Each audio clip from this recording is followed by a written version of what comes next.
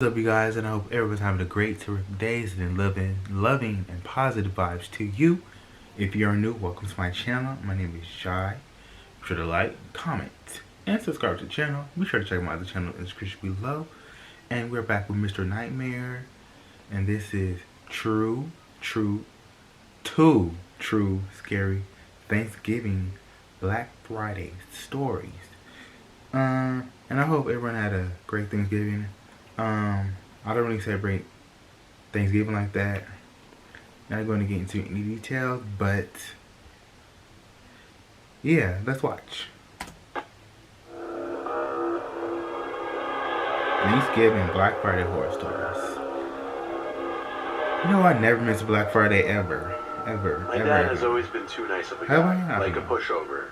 I'll just start the story with that. I don't say it for no reason. We live in uptown Chicago. We don't have a huge family, so our Thanksgiving and Christmas gatherings are always small, like less than 6 people. This was Thanksgiving night of last year, 2019. Dinner was almost done already. My dad was picking up some last-minute foods like stuffing and cranberry sauce at the corner store since we didn't have any. My mom and I started setting the table, while my brother and grandparents sat at the table. My dad finally returned, but with more than just stuffing and cranberry sauce, though. He brought someone along with him. It was this middle-aged, dirty-looking man in a green puffer jacket and black pants. He looked homeless. My dad introduced the man as Stefan, and said he would be joining us for dinner tonight. My brother and I exchanged surprised, uncomfortable looks. Then my mom and I did the same. As my dad started preparing the stuffing, he was telling us how he met Stefan alone in the cold streets. And said we as a Christian family should do the right thing and invite him into dinner, as no one should be alone on Thanksgiving. My grandma invited the man to sit with us. I could tell my mom wasn't comfortable with this as she whispered stuff in my dad's ear. But you don't know this person. The man was already seated at the table. Good thing I didn't sit next to him because I could smell his clothes from across the table. I didn't understand what my dad was thinking with this. When all the food was finally on the table, everyone sat down and we did our prayer. My brother and grandma attempted to hold hands with Stefan, but he didn't grab their hands back. I low-key watched him as we all prayed, and he just sat there, his eyes bulgingly wide, his mouth not moving. He just sat there like he didn't want to be there. After the prayer, we all began to eat, and at least 3 of my family members tried talking to him at some point. He didn't seem friendly at all, though. His responses were very dry and one-wordish. It made the dinner a little uncomfortable. I didn't know what my dad saw in this man or why he felt comfortable bringing him into our home. I get trying to help the needy, but there was another way to do it than this. He helped himself to some food, but even the way he ate was really messy. Like his fingers were really greasy, some food got in his hair. It wasn't pleasant to watch. Like a dog? Now you may think I'm just trash-talking a homeless person, so let's move past that. Eventually Stefan said, "Excuse me, I gotta go to the bathroom." My dad pointed him in the direction of the bathroom, which was down the half flight of stairs down the hall to the left. He got up, not saying thank you, and followed the directions. Once we were sure he was out of earshot, my mom and grandparents started asking questions like, what the hell is wrong with my dad bringing that man in here? My dad whispered that he felt terrible and wanted to do something right. You should have gave him some money how we were instead. going to get him out of here now. My dad insisted that we were being good people, though, and that we'd agree eventually. We continued eating, until my brother asked, "Where is he? He's been gone a while." We all agreed it was strange, so my dad went down the stairs to the bathroom to look. He came back up a few seconds later saying he wasn't in the bathroom. My grandma's looked very distressed as my grandpa started cursing in Italian. My brother, my dad, and I started checking the whole apartment. My dad was calling Stefan's name the whole time. We checked all the bedrooms, all the closets. Somehow he wasn't anywhere. However, the window in my parents' room was open, enough for someone to climb through. So we assumed the obvious. My mom came in yelling at my dad that this is what happens for him being stupid and letting a potentially dangerous person into our home. Open a can of worms. That's what we all had to agree, sadly. With the dad, at least. My dad closed the window, and we tried to go about the rest of our dinner normally. But of course, the whole time we talked about the bizarre encounter. After dinner, we had dessert. I'm telling you, he's hiding.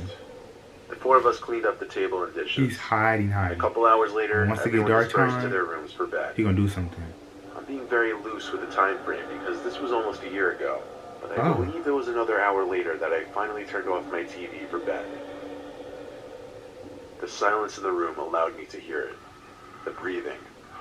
Oh, told you. I heard it in my room. Not my breathing. I was frozen stiff. I didn't even want to move or sit up. I didn't know where exactly in the room it was coming from. I just looked for the door to my room, trying to sum up the courage to run. What? I heard the faintest shuffling sounds, like of the fabric of a jacket, and I heard, almost in my ear, shh, and a hand pressed down on my neck. That's when the scream I'd been building up exploded out of my mouth as I literally sprang out from the bed and into the hall, calling for my dad. Everyone came out from their rooms and looked down the hall toward my room when I said Stefan's in there. Shockingly, Stefan stepped out from my room, looked at us, and walked out the front door as my dad yelled at him to get out. Of course, without getting physical because he's a big softie. Stefan was long gone by the time police finally showed up. What in the Police world? said the important thing was that he left and none of us were hurt. And now just to make sure to lock the door That's and windows. fortunate. They took our description of Stefan and they left. Lesson I like to learned. think my dad learned his lesson from that. You can't trust everyone you meet. Yeah.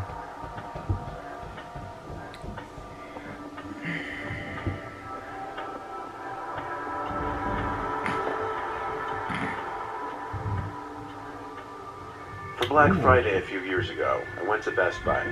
Well, technically it was midnight the night before Black Friday. My local Best Buy is always open late the night before Black Friday.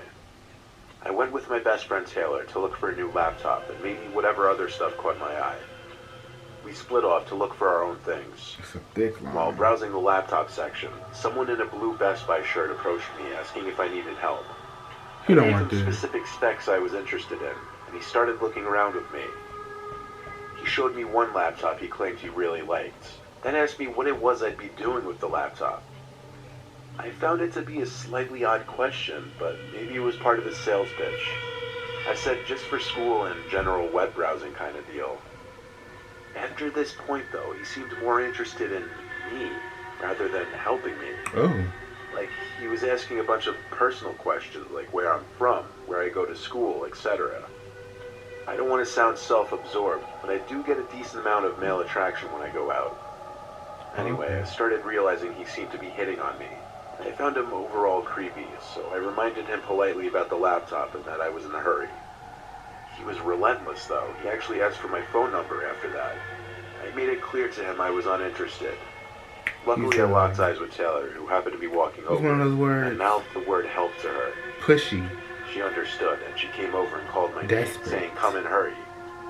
I said, "Sorry, I have to go," to the creepy guy, and followed Taylor away. We walked to the other side of the store. I told her I didn't want to see that guy again. He was obsessive and creepy and didn't get the hints. We left the store after that with plans of going shopping elsewhere tomorrow. We were both starving though, so we went to the nearby diner, which is open 24/7. We sat at a booth and looked at the menu. The place was practically empty at this hour, except for a lone man sitting at the bar, He followed seemingly you. looking at the menu as well. His back was to me. I didn't notice him there 5 minutes earlier. He was in a gray jacket, but I recognized his hair. I whispered to Taylor to look at him. As we looked at him, he tried to subtly turn to look at us, but when he realized we were already staring, he looked away. Ooh, It's this him, music. the Best Buy worker. "Oh my God, he followed us," I whispered. "Let's go," I said, and we got up and left the diner. We hurried to my car, and I drove us home to my house as fast as I could. Taylor was sleeping over that night. Ooh, To put it okay. short, eventually there were 3 slow knocks on the living room window. We both shrieked and didn't know what to do. Like, what do My the apartment you is on the bottom want? floor. "It's him," we kept saying. We went to the window, but oddly couldn't see outside, like total blackness. The view of outside was blocked. We were too creeped out. We had to call the cops. When we got a knock on the door from police, we immediately felt safer. So it turned out the reason we couldn't see out the window is because a shirt was hung over the window, blocking view in or outside. Oh.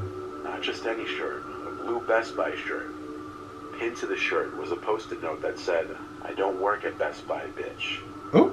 So the police recommended I file a harassment charge. But the problem was I didn't know his name or who it was. They said I could get a lawyer and get the surveillance footage from Best Buy to find the guy. But it sounded like a lot of work. I let it go, but I stayed at Taylor's apartment for a few days. I still can't believe that guy followed us all the way to my house. Some people are dangerously crazy. See, I knew it. As soon as they said, blue guy in a vest, creepy, demanding. He don't work there. He don't work there. And what I said, he don't work there. Talk about, I don't work at Best Buy, bitch. Like, get out of here. Get out of here. And the first story, never bring anyone home, especially as a homeless person. I know there's some homeless people that are very nice. Not all of them, but you gotta be careful. I would just give the guy some money and that's it. And I knew Stefan was hiding somewhere real good, waiting till everybody goes to sleep and waiting for the right moment. That's all I'm gonna say. So tell me guys what you think about this video. Be sure to like, comment, subscribe. Have the most awesome, positive day. And until next time, you guys, it's your life. Do what you want and do positive. Peace.